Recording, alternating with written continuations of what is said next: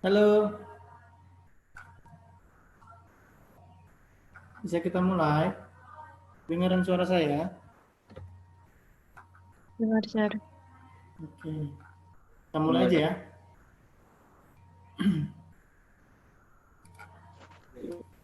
Bismillahirrahmanirrahim. Assalamualaikum warahmatullahi wabarakatuh. Waalaikumsalam. Assalamualaikum warahmatullahi wabarakatuh. Baik, apa kabar semua? Alhamdulillah sehat, Sir. Alhamdulillah. Sebelum kita mulai, jadi siapa di sini yang minggu lalu ikut live pitching dengan saya? Semua? Atau ada yang nggak ikut nih minggu lalu?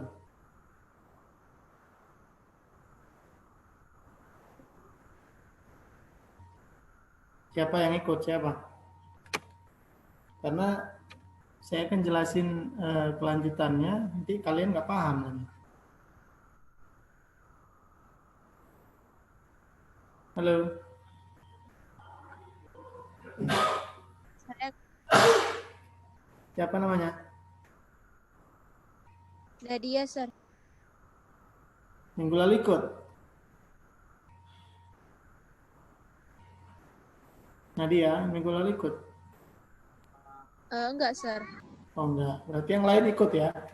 Oke, langsung saja kita mulai. Jadi,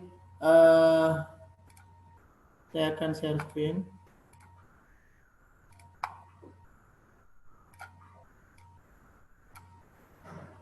Oke, materi kita hari ini melanjutkan, yaitu adalah kebugaran jasmani. Yang menjadi indikator dalam pembelajaran ini adalah menganalisis program latihan kebugaran jasmani untuk diri sendiri. Jadi anak-anak Bapak sekalian, minggu lalu itu saya sudah jelaskan tentang 10 komponen kebugaran jasmani, kemudian beserta gerakan-gerakannya. Jadi untuk pertemuan ini kita bahas bagaimana caranya kalian membuat program latihan untuk diri kalian sendiri, bisa kalian lakukan di rumah dengan biaya yang murah, bisa dikategorikan gratis, dengan catatan harus memiliki niat, ya. Jadi hari ini akan saya kasih tahu caranya bagaimana untuk menyusun program latihan. Jadi anak Bapak sekalian, sebelum masuk ke program latihan, saya jelasin dulu secara umum tentang kebugaran jasmani, yaitu adalah kesanggupan dan kemampuan tubuh untuk melakukan penyesuaian atau adaptasi terhadap pembebasan fisik yang diberikan kepada kemudian tanpa menimbulkan kelelahan yang berlebih. Jadi artinya kalian bisa melakukan aktivitas sehari-hari tanpa mengalami kelelahan yang berlebihan. Baik, untuk menyusun program latihan ini diawali dengan ada 3 cara. Yang pertama itu diawali dengan tes awal, ya. Diawali dengan tes awal, kemudian persiapan ataupun latihan, dan yang ketiga adalah hasil. Jadi untuk tes awal ini nanti akan saya jelasin contohnya. Tes awal ini adalah untuk bertujuan mengetahui sejauh mana kemampuan yang akan kalian tingkatkan. Contohnya gini,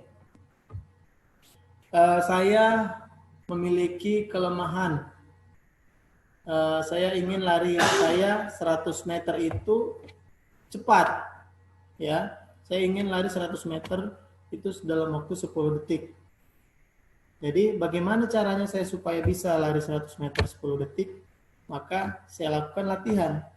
Jadi latihan apa yang bisa sesuai untuk kebutuhan saya itu? Maka sebelum latihan saya lakukan dulu tes awal. Ya, jadi saya lari dulu selama 1 menit itu 100 meter. Saya lari 100 meter berapa detik? Hasilnya adalah 15 detik. target saya harus 10 detik. Berarti saya harus mencapai 5 detik lagi nih. Biar supaya mencapai 10 detik 100 meternya. Maka saya buat program latihan, saya susun bentuk-bentuk latihan agar saya dapat berlari 10 detik. Bentuk latihan seperti apa? Bentuk latihan lari 60 meter dengan waktu 1 menit dilakukan pagi dan sore selama 1 bulan. Itu contohnya. Kemudian setelah 1 bulan, saya tes lagi. Kira-kira hasilnya meningkat atau malah berkurang. Rupanya hasilnya adalah 13 detik. Berarti meningkat. Oh, saya dari 15 detik ke 13 detik. Lari saya berarti semakin cepat. Berarti hasil dari program latihan yang kalian lakukan itu berhasil. Walaupun tidak mencapai target 10 detik. Jadi artinya ada perubahan. Jadi kalau kalian mau melakukan itu, kalian harus menyusun program latihan. Baik, ini ada contohnya. Jadi program peningkatan daya tahan jantung, paru, peredaran darah. Daya tahan kardiovaskuler adalah kemampuan seseorang dalam mempergunakan sistem jantung, paru-paru, dan peredaran darahnya secara efektif dan efisien untuk menjalankan kerja secara terus-menerus yang melibatkan kontraksi otot dengan intensitas tinggi dalam waktu yang cukup lama. Bentuk latihannya seperti apa? Contohnya adalah lari jarak jauh, kemudian lari lintas alam. Baik, ini bisa dilakukan 15 sampai 30 detik. Jadi tujuannya untuk apa? Untuk meningkatkan daya tahan jantung dan paru. Ini adalah bentuk latihannya. Kemudian yang kedua, program peningkatan kekuatan otot. Ya, jadi latihan beban adalah salah satunya untuk meningkatkan kekuatan otot. Jadi bisa kalian angkat barbel, bisa juga kalian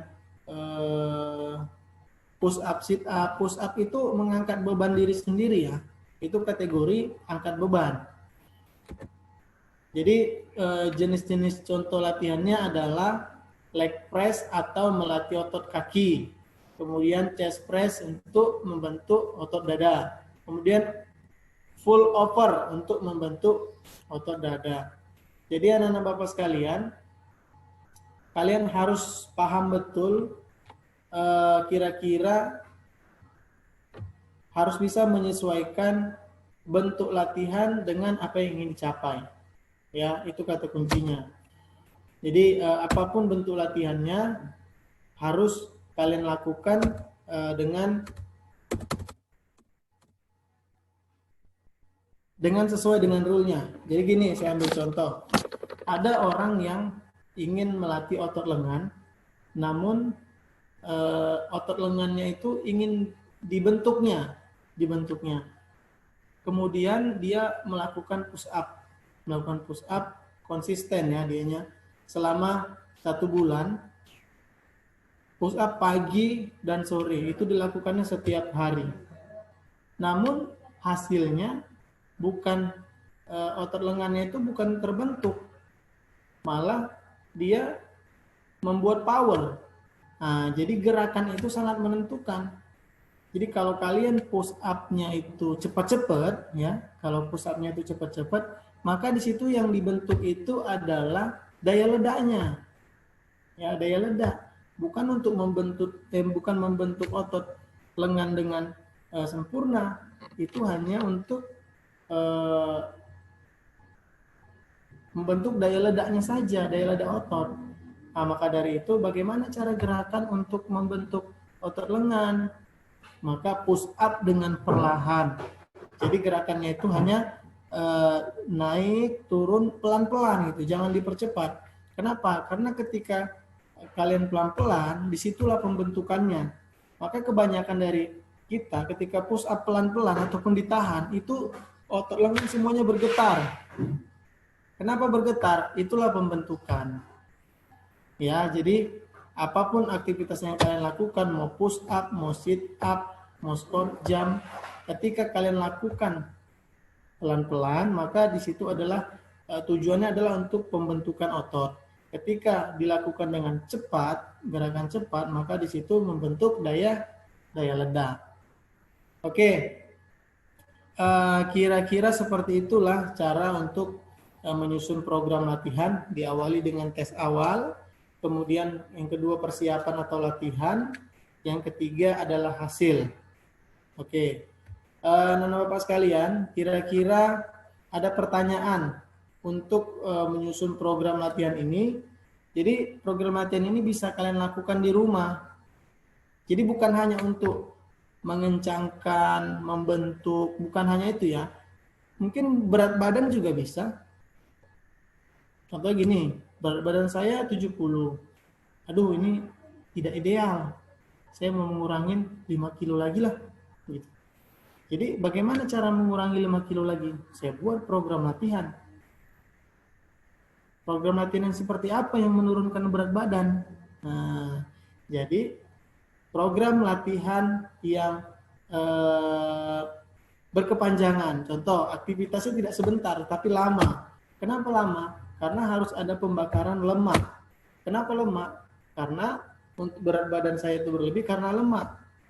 Bagaimana cara membakar lemak? Kita lihat dulu sistem energi dalam tubuh kita itu yang pertama adalah karbohidrat. Yang kedua adalah lemak atau lipid. Yang ketiga adalah vitamin. Vitamin itu bisa menjadi sumber energi ya. Jadi bagaimana cara membakar lemak? Kalian harus bakar dulu karbohidrat kalian. Setelah karbohidrat dibakar habis, maka selanjutnya barulah terbakar lemak. Jadi olahraga apa yang bisa membakar sampai lemak? Salah satunya adalah jogging. Ya, jogging dalam waktu yang lama, ya mungkin jogging 1 jam. Oke.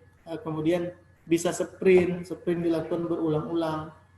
Ya, jadi artinya habis dulu karbohidrat baru menuju ke lemak. Berapa kali itu saya lakukan? Selama 1 bulan. 1 bulan, maka di akhir 1 bulan itu saya timbang berat badan saya. Berkurang atau malah sama atau berlebih. Gitu. Jadi ketika berat badan saya berkurang, maka program latihan yang saya susun berhasil. Nah, jadi seperti itu. Kalian bisa susun program latihan kalian sendiri dengan catatan 3 ini. Ada tes awal, ada latihan, kemudian di akhir ada hasil atau tes akhir. Jadi seperti itu cara menentukannya. Oke, kira-kira ada pertanyaan? Silakan yang ingin bertanya.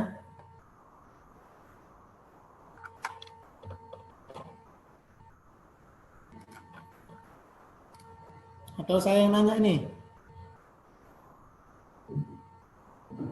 Putri Mayangsari mana nih orangnya?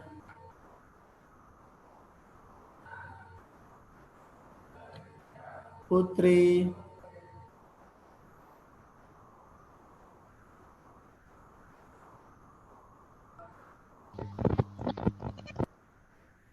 Putri. Ada yang ditanyakan Putri?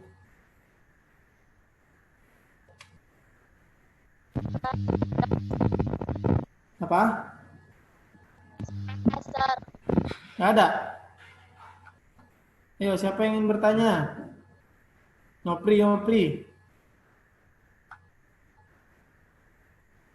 Mana si Nopri? Iya, Sir. Ada yang ingin ditanyakan Nopri? Nggak ada, Sir. Terpaham?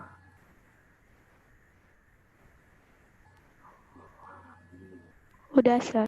Oke, Nopri, coba dulu saya tanya kamu Nopri. Gimana caranya menyusun program latihan untuk meningkatkan kekuatan perut? Apa yang harus dilakukan pertama-tama? Jaga pola makan. Oke, jaga pola makan. Enggak, untuk membentuk otot perut itu kan saya bilang tadi bahwasanya menyusun program latihan. Nah, untuk menyusun program latihan itu dimulai dari mana?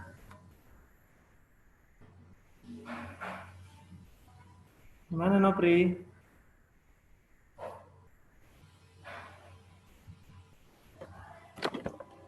Oh, Nopri. Nopri. Ada yang bisa jawab? Ya, Sir. Apa? Desri. Adelia, Sir.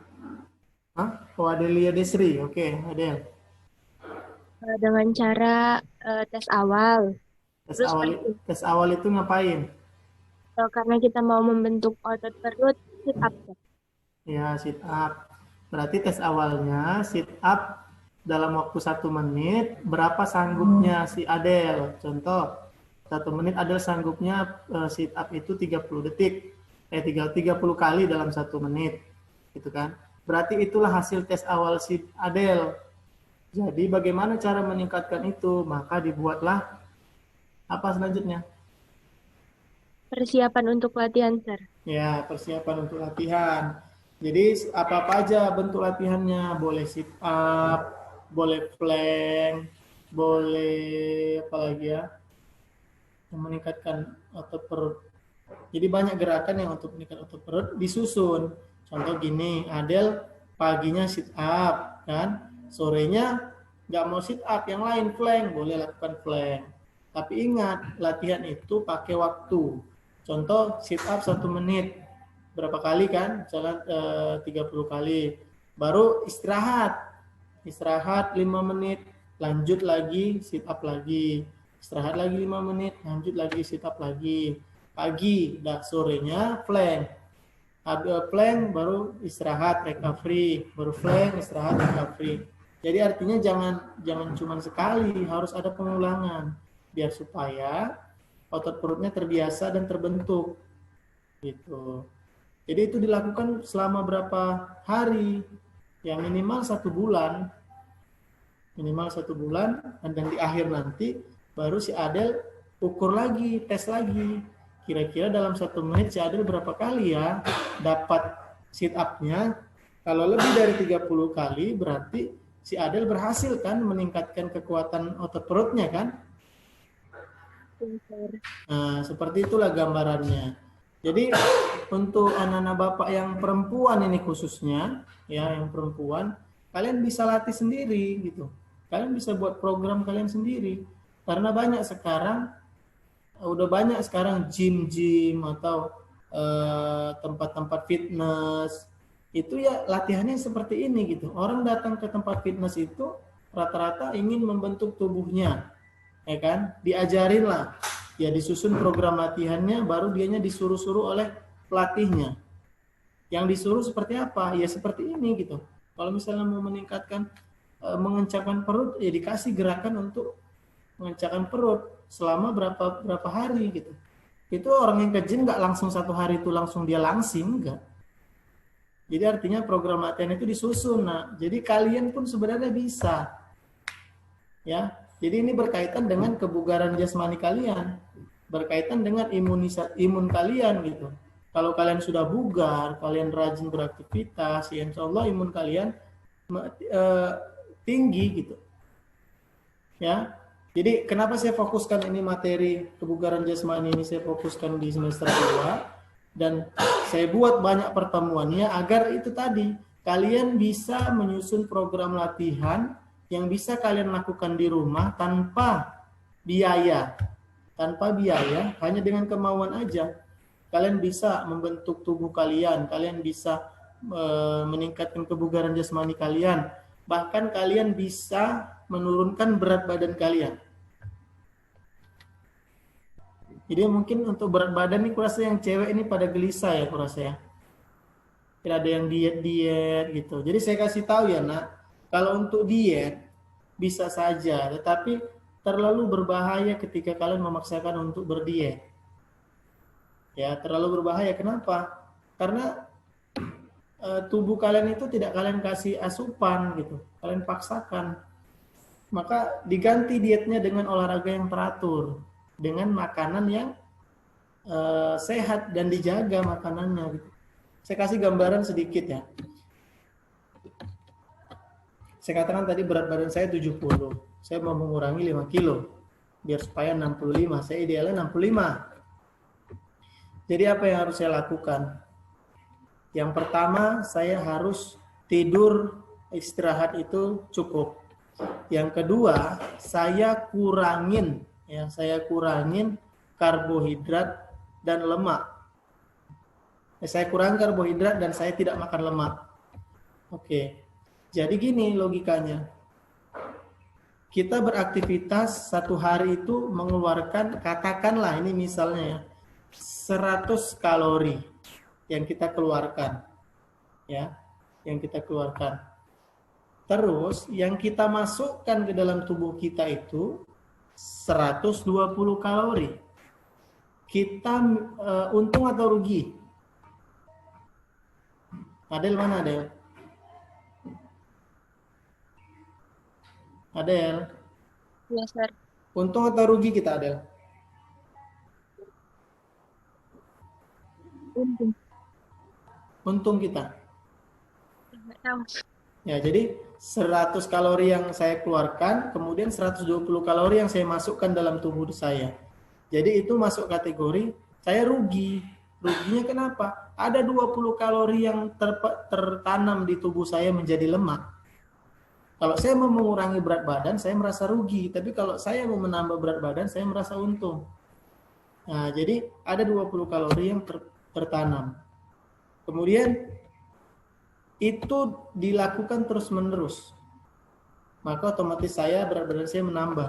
Tetapi ketika saya mengeluarkan kalori 100 kalori selama setiap hari, satu hari, maka yang masuk ke dalam tubuh saya itu 70 kalori, maka saya untung 30.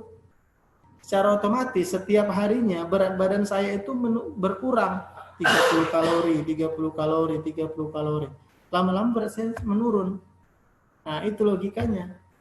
Jadi, diet yang dimaksud itu bukan diet nggak makan, tetapi mengatur kira-kira jumlah kalori yang masuk itu berapa, jumlah kalori yang keluar itu berapa.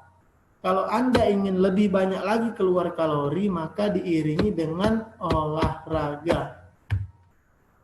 Jadi kalau aktivitas kita biasa saja, maka jumlah kalori yang keluar di tubuh kita ini sedikit gitu. Sementara kita makannya 3 kali sehari. Nah, maka dari itulah yang menimbulkan peningkatan berat badan. Oke, paham Adel? Paham, Sir. Jadi Adel berapa berat badannya?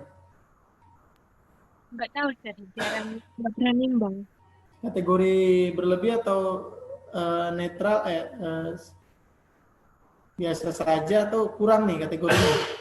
Berlebih, Sir.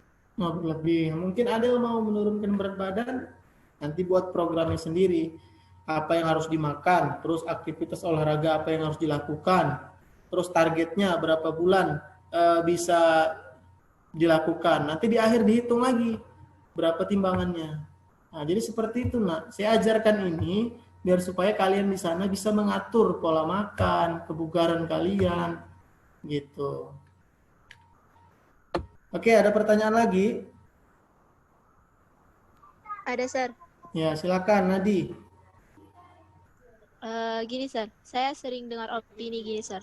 Oke. Kalau terlalu lama jadwal tidurnya itu bisa membuat berat badan bertambah. Itu benar nggak, Sir?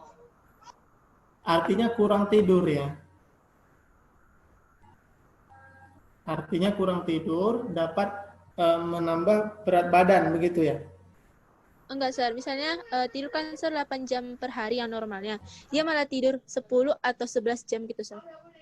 Oh, berarti berlebihan tidur gitu. Jadi gini, Nak. Jadi gini, ketika kita tidurnya berlebih atau tidurnya berkurang, ya, otot-otot di tubuh kita ini cepat menua. Ya, ketika otot di tubuh kita ini cepat menua, otomatis kita melakukan aktivitas di kinerja otot ini tidak normal, tidak cepat. Nah, maka ketika kita berolahraga itu kan endingnya adalah pembakaran kalori.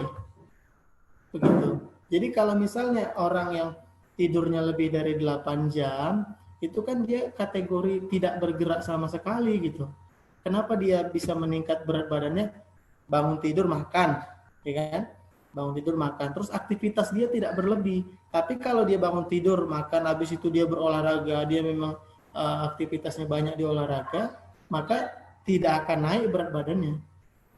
Jadi di mana poinnya? Poinnya adalah otot itu lambat karena karena menua, jadi lambat. Jadi artinya otot ini kalau misalnya kita buat malas, maka dia malas. Dalam artian malas bukan dianya nggak mau bergerak, bukan, tapi gerakannya lambat, gitu, pembakarannya lambat. Begitu juga dengan bergadang atau kurang tidur, maka massa otot itu semakin lama semakin berkurang, begitu. Jadi gini, ini contoh simpelnya. Ada orang atlet. Kenapa atlet itu ketika dia jadi atlet tubuhnya bagus, bagusnya berotot, perutnya tidak buncit. Tapi ketika dia tidak jadi atlet lagi, kebanyakan yang berat badannya berlebih. Kenapa? Karena ototnya menua. Menua karena tidak dilatih. Begitu. Jadi ketika otot tidak dilatih, asupan masuk semuanya, maka disitulah menimbulkan penumpukan. Gitu. Jadi kalau misalnya kalian merasa tidur kalian berlebih, ya banyak-banyaklah beraktivitas biar supaya berat badannya tidak naik. Begitu. Berarti opini itu benar, tapi tergantung dengan kondisi ya nak. Jadi kalau misalnya dianya bangun tidur, makan, habis itu nggak ada aktivitas, ya iya dia bakal menambah berat badan. Tapi kalau dianya beraktivitas, berolahraga atau aktivitas membantu orang tuanya di sawah gitu, atau yang lain-lain yang mengeluarkan kalori, maka tidak akan bertambah berat badannya sesuai dengan kegiatan dia. Begitu. Jadi seperti itu ya. Ya, Sir. Makasih, Sir. Ya, ada lagi? Oke, anak-anak Bapak sekalian, jadi saya kira cukup. Tugas kalian adalah buat program latihan yang sederhana. Yang sederhana yang menjadi kegelisahan kalian. Contohnya kayak saya tadi, saya berat badan saya berlebih. Oh, saya mau mengurangin dah. Gitu. Saya buat program latihan, saya buat targetnya, saya buat jadwalnya. Dan saya ingatkan kembali, ketika melakukan aktivitas itu harus sudah pemanasan secara maksimal. Ya, jadi jangan sampai kalian tiba-tiba push up aja gitu ya, malah nanti ototnya kram. Oke, ya terserah kalian mau meningkatkan apa, entah otot lengan, otot perut, atau mau kecepatan, atau yang cewek mau dianya mengurangi berat badan. Nah, jadi inilah saatnya. Kalau kalian nanti bingung, silakan boleh tanya ke saya melalui WA. Sir, kira-kira gimana ya Sir yang cocok? Ini sudah saya susun. Sekarang kirim ke saya, nanti saya akan revisi. Begitu. Oke, aktivitas saya bisa digantikan nggak Sir? Contoh gini, saya mau membakar kalori saya setiap harinya itu 800 kalori. Tapi saya nggak sempat berolahraga, Sir. Tapi aktivitas saya itu di sawah, Sir. Nah, jadi kalian bisa lakukan aktivitas di sawah itu dengan mengurangi kalori kalian gitu. Bisa diimprove, bisa dimodifikasi bentuk-bentuk latihannya. Oke, anak-anak Bapak sekalian, saya kira cukup pertemuan kali ini. Ya, jangan lupa buat program latihannya masing-masing. Lakukan aktivitasnya di rumah masing-masing. Kalau tidak ada pertanyaan lagi, saya ucapkan terima kasih yang udah hadir. Ya, saya akhiri. Assalamualaikum warahmatullahi wabarakatuh. Waalaikumsalam warahmatullahi wabarakatuh. Terima kasih ya. Silakan Liv.